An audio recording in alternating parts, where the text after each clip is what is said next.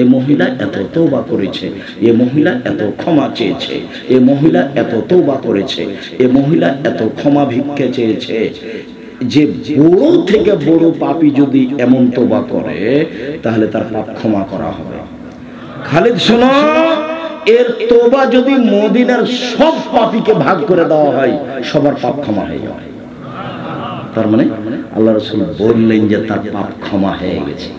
তিনি জানাজা দিলেন, তিনি কাফন দাফন করলেন, তো তিনি বলতে পারলেন না যাও তোমার বিচার হবে না, বাড়ি চলে যাও। এই কথা তিনি বলতে পারলেন না। দুঃখিত। সম্মানিত দিনী ভাই বোন, বিবাহের পরে জেনা ভিন্ন ধরনের শাস্তি, ভিন্ন ধরনের পাপ। পৃথিবীর এত বড় মানুষ, পৃথিবীর সবচেয়ে পাওয়ারফুল মানুষ মুহাম্মদ সাল্লাল্লাহু আলাইহি ওয়াসাল্লাম, এত বড় পাওয়ারফুল মানুষ আল্লাহ পৃথিবীতে কাউকে সৃষ্টি করেননি। জান্নাতের গেটে বড় অক্ষরে লেখা আছে সর্বপ্রথমে যিনি প্রবেশ করবেন তিনি হলেন মুহাম্মদ সাল্লাল্লাহু আলাইহি ওয়াসাল্লাম। বিচারের মাঠে আল্লাহর সামনে কেউ কথা বলতে পারবেন না, এমনকি ইব্রাহিম আলাইহিস সালাম বলতে পারবেন না আমার যে কি হয় তা আমি নিজেই বুঝি না, এই বলে একটার পর একটা শব্দ সরিয়ে দিবেন। মুহাম্মদ সাল্লাল্লাহু আলাইহি ওয়াসাল্লাম কথা বলতে সক্ষম হবেন, মুহাম্মদ সাল্লাল্লাহু আলাইহি ওয়াসাল্লাম কথা বলতে সক্ষম হবেন। এই কথা তিনি বলেও গেছেন। এত বড় পাওয়ারফুল মানুষ একটু বলতে পারলেন না যা তোমার পাপ ক্ষমা হয়ে গেছে, তোমার আর বিচার হবে না, এই কথা বলতে পারলেন না কেন? উপর থেকে ফাইসালা আছে বিবাহ করার পরে জেনায় লিপ্ত হলে তাকে ইট ঢেল পাথর দিয়েই মেরে ফেলতে হবে। এটাই হলো তার দুনিয়াবি ফাইসালা। পরকালে তার জান্নাত হতে পারে, পরকালে তার জাহান্নাম হতে পারে। সম্মানিত দিনী ভাই বোন, এই পাপ হলো সুদের পাপ। জেনে শুনে যদি 1 টাকা সুদ খাই 36 বার জেনা করে যত পাপ হবে 1 টাকা সুদ খেলে তার চেয়ে বেশি পাপ হবে। সুদের পাপের 70টি ভাগ রয়েছে, বড় থেকে ছোট, ছোট থেকে বড়। সবচেয়ে ছোট ভাগ হলো মার সাথে জেনা করলে যেমন পাপ হয়। পাপের জগতে কোন পাপের ভাষা এরকম নয়। আপনাকে তো আমি বলছি মদ খারাপ, একদিন মদ খেলে 40 দিন ইবাদত কবুল হবে না, ও এক ব্যতিক্রম পাপ। একদিন মদ খেলে 40 দিন আল্লাহকে নিজের দিকে করা যাবে না, ও এক ব্যতিক্রম পাপ। একদিন মদ খেলে তার পাপটা হয়ে গেল সরস্বতী, ভগবতী, কালী, দুর্গাকে পূজা করার মতো, এক ব্যতিক্রম পাপ। তারপরে ভাষা এমনটা নয়, একদিন মদ খেলে ফলাফল জাহান্নাম। 4 শ্রেণীর মানুষ জান্নাতে যাবে না। 1, আকল বাপ মাকে মানে না যে। 2 নম্বর জুয়া খেলে যে। 1 মিনিট এই চলে, প্রত্যেক যে খেলাতে টাকার হার জিত রয়েছে তার নাম জুয়া। পৃথিবীর যে কোনো স্থানে যে কোনো খেলায় যদি টাকার হার জিত থাকে তার নাম হলো জুয়া। টাকার হার জিত নেই, শরীর চর্চা আছে, তখন খেলা যায়। যেমন ফুটবল, ভলিবল, ক্রিকেট, টাকার হার জিত নেই কিন্তু শরীর চর্চা আছে, তখন যায়। টাকার হার জিত নেই, শরীর চর্চাও নেই, বসে বসে চলে। এই খেলা বেশি খারাপ। আল্লাহ রাসূল বলছেন মান লাইবা বিন নারদেশির ফাকাদাত খালায়া দাও ফি দামে খিনজির। কেউ যদি চৌসা, ছক্কা, লুডু, দাবা, পাঞ্জা, ক্যারাম বোর্ড, তাস, গেমস এরকম খেলা পৃথিবীতে আরো যত জন্ম নিয়েছে, আরো যত জন্ম নেবে, বসে বসে চলে, শরীর চর্চা হয় না, বসে বসে চলে, অন্য কাজ হয় না, এই খেলাতে যদি কেউ অংশগ্রহণ করে সে তার হাতকে শরীর শুকরের রক্তের মধ্যে ডুবিয়ে দিল। কার মধ্যে ডুবালো? শুকরের শরীর রক্তের মধ্যে ডুবিয়ে দিল। তার মানে বসে বসে চলে, কোনো কাজ হয় না, তাসবিহ তাহলিল হয় না, শরীর চর্চা হয় না, সামাজিক কাজ হয় না। ইসলাম কোনো মানুষকে বসে খেতে দিবে না। এই ছেলে বসে আছো কেন? তাস খেলাচ্ছ কেন? এই ছেলে বসে লুডু খেলাচ্ছ কেন? এটা কোন ঢং? এই ছেলে তোমাকে বলছি, তোমার ওই তাস খেলার ক্যারাম বোর্ডটা ভেঙে ঘুমাবা। বক্তব্যের সাথে মুনাফিকি করিও না, মুনাফিকি করে কোনো লাভ নাই। তুমি যদি ভেঙে ঘুমাও তাহলে তুমি আসলে বক্তব্য শুনেছ, তুমি একজন মুসলিম। মুসলিম মানে মেনে নেওয়া, ইসলাম মানে ওর ধর্ম, ওর ধর্মের নাম ইসলাম। আর মুসলিম মানে মেনে নিয়েছি। চৌসা, ছক্কা, লুডু, দাবা, পাঞ্জা, ক্যারাম বোর্ড, তাস, গেমস যেগুলো বসে বসে চলে, এগুলো শরীর খুব শক্তভাবে দেখেছে।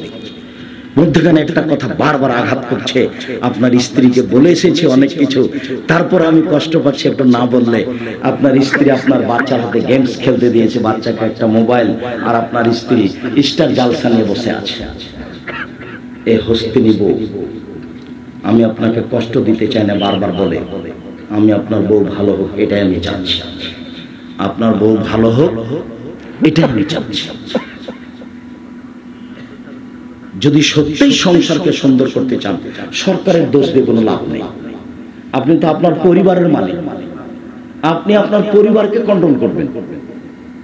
আল্লাহ বলছেন কু আনফুসাকুম ওয়া আহলিকুম নার, তুমি নিজেকে জাহান্নাম থেকে বাঁচাও, তোমার পরিবারকে বাঁচাও।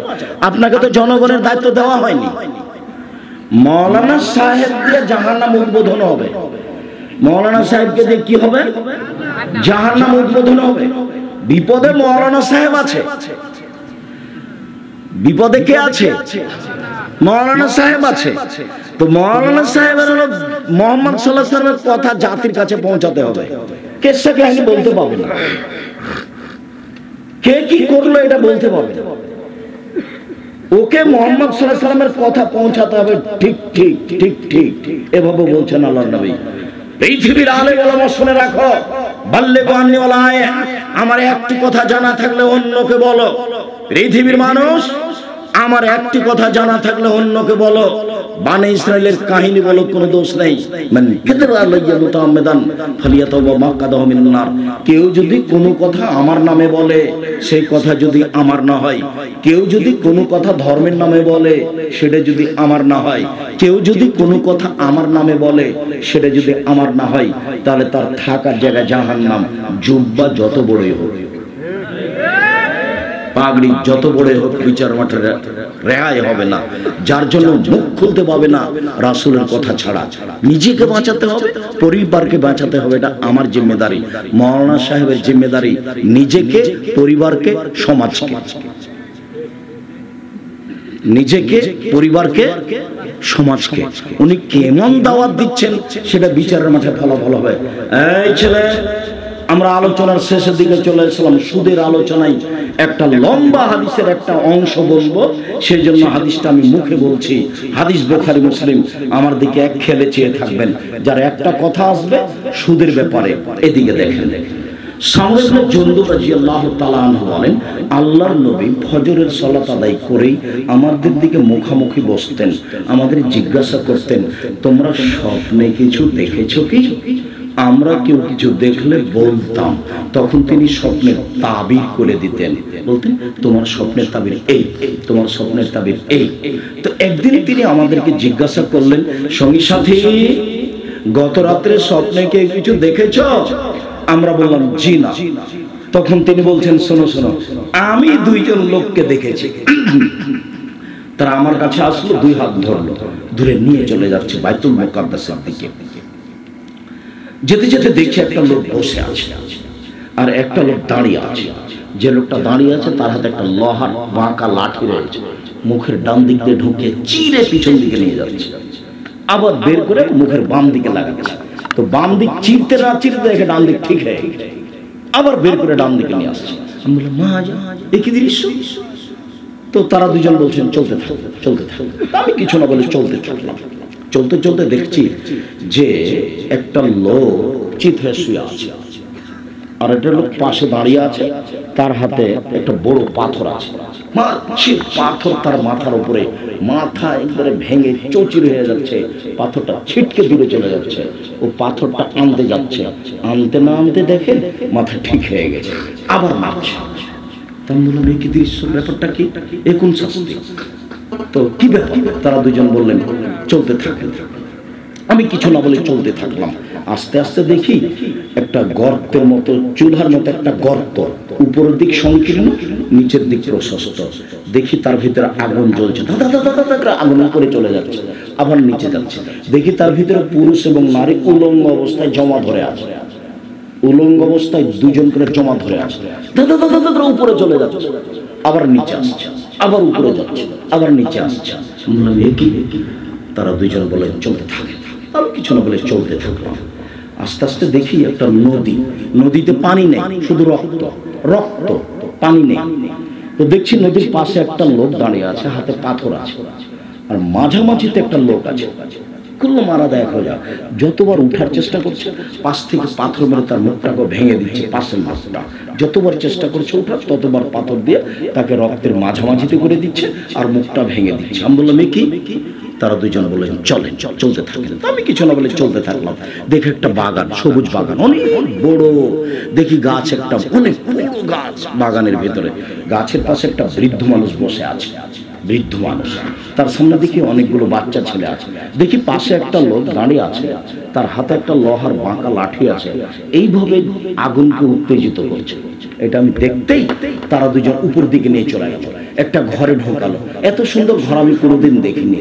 ঘরে আছে যুবক, ঘরে আছে যুবতী, ঘরে আছে মহিলা, ঘরে আছে পুরুষ, ঘরে আছে বৃদ্ধ মানুষ, সব ভর্তি। বের করে নিল, আরো উপরে নিয়ে গেল আরেকটা ঘর। আল্লাহু সামাদ, পরের ঘরটা আগের ঘরের চেয়ে আরো সুন্দর। দেখি এখানে যুবক আছে আর বৃদ্ধ মানুষ আছে। আমি বললাম এই শোনো, এতক্ষণ যা দেখলাম বলে দাও। কি দেখলাম? কালা। তারা দুজন সব বলে দেবো। শোনেন, ওই যে প্রথম লোকটাকে দেখলেন না, ডান দিক দিয়ে, মুখের ডান দিক দিয়ে বাঁক আল্লাহর লাঠি ঢুকিয়ে চিরে ফেলা হচ্ছে। ফারাজুল কাযযাব, মিথ্যে কথা বলতো। যতদিন পর্যন্ত জাহান্নাম জান্নাত বিচার না হচ্ছে ততদিন পর্যন্ত তার এই শাস্তি হতে থাকবে। মিথ্যে কথা থেকে বিরত থাকতে হবে। আল্লাহ নবী বলছেন, পৃথিবীর মানুষ শুনে রেখো, কেউ যদি মজাক করে হলেও মিথ্যে না বলে, আমি মুহাম্মদ সাল্লাল্লাহু আলাইহি ওয়াসাল্লাম তাকে একটা জান্নাতে ঘর নিয়ে দেব। মজাক করে হলে মিথ্যে না বলে, যে মিথ্যা বলবে তার শাস্তি এই।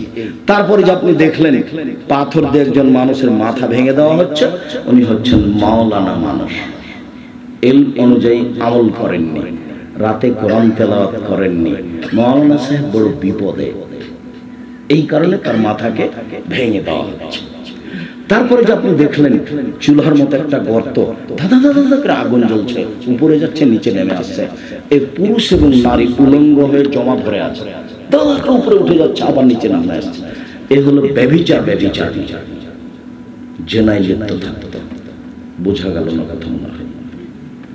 আমি এখানে আরেকটা বাক্য ব্যবহার করি। আল্লাহ নবী আরেকদিন বলছেন, আমি ঘুমিয়ে আছি, দুইজন লোক আসলো, এসে আমার দুই হাত ধরে নিয়ে চলে গেল। হঠাৎ দেখি মানুষ অনেক ফুলে ফেঁপে খুব উঁচু উঁচু হয়ে আছে, দুর্গন্ধে টিকা যায় না। মনে হচ্ছে ওরা গণশৌচাগার, মনে হচ্ছে ওরা গ্রামের টয়লেট, মনে হচ্ছে ওরা গণশৌচাগার, মনে হচ্ছে ওরা গ্রামের টয়লেট। আমি বললাম, জিবরাইল এরা কে? তখন জিবরাইল বলছে, অহমুজ্জনাত আস-সাওয়ানি, এরা হলো ব্যভিচার। এই ছেলে মনে থাকবে, জমা ধরে আগুনে জ্বলছে, এরা কারা? ব্যভিচার। আর একটা বর্ণনায় আল্লাহ নবী বলছেন যে খুব স্বাস্থ্য মোটা মোটা হয়ে আছে, দুর্গন্ধে টিকা যায় না, এরা কারা? ব্যভিচার নেই। এইখানে আল্লাহ নবী একটা কথা বলেছেন যে যারা ব্যভিচার